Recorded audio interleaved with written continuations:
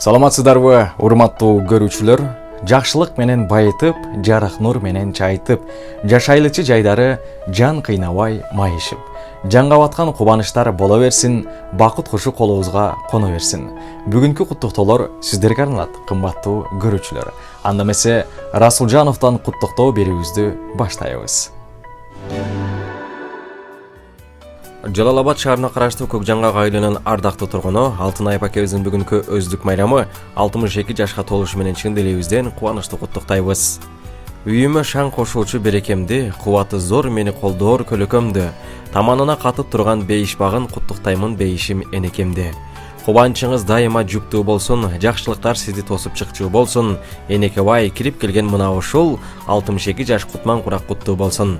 Апам үчүн дайыма жаш экенмин, өзүңүз бар кубанып шат экенмин. Апам бар деп сүйүнүп сыймыктанып туулган күнүн куттуктаймын апакемдин. Апаке, биз сизди абдан жакшы көрөбүз. Биздин бактыбызга атам менен көп жашаңыздар, бар болуңуздар, аман болуңуздар деп уул кыздарыңыз, келин күйөө балдарыңыз, неберелериңиз, алардын арасынан эң эле өзгөчө Айдана кызыңыз сизди кубанычтуу куттуктайт.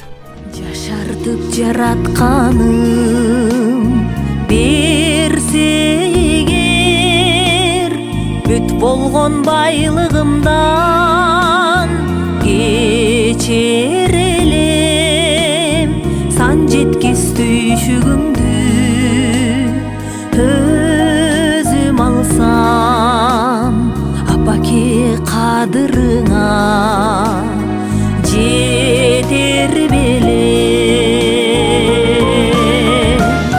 Аппак гүл сынам апа, кардай бачы, ак сарай курам сага, кардай бачы, алдыңа алтын төшөп беремин деп, чок кармап турам апа, кардай бачы.